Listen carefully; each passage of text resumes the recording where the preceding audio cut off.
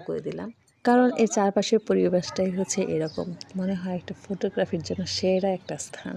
তো এই পর্যায়ে আমরা হচ্ছে একটু ভেতরের দিকে যাব, একটু ভেতরটা সবাইকে ঘুরে ঘুরে দেখাবো, কারণ আমার ছেলেমেয়েরা ফার্স্ট টাইম শ্বশুরালয়ে আসলো।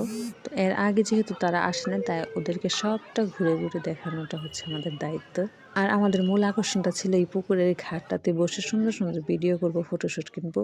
কিন্তু সেই ভাগ্যটার হলো কোথায়, এত পরিমাণে ভিড়, লাইন ধরে সবাই দাঁড়িয়ে আছে। তো আমরা শেষ পর্যন্ত ব্যর্থ হয়েই ওইখান থেকে ফিরে আসলাম।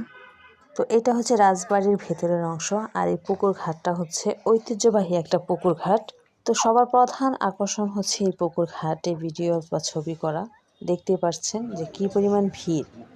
তো আমরা এই পর্যায়ে দোলনায় এসে কয়েকটা ছবি টবি নিলাম, আর এদিকে ভিতরে এসে ঘাটে কতক্ষণ অপেক্ষা করে ভিড় দেখে ব্যর্থ হয়ে আমরা হচ্ছে ফিরে যাচ্ছি, কারণ এখানে ছবি বা ভিডিও তোলার মতো ধৈর্য ধরে থাকার মতো সাহস আমাদের দেখা গেলো আমাদের আসতে আসতে সন্ধ্যা হয়ে গিয়েছিল।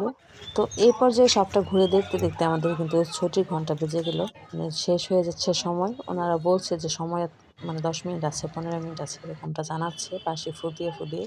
তো এই জন্য সবকিছু প্রায় বন্ধই হয়ে গেল। দৌড়ে গেলাম ভিতরে, যে ভিতরে একটু দেখায় নিয়ে যাই ভিতরে কি আছে, কিন্তু অধিকাংশ রুমগুলোই বন্ধ হয়ে গেছে।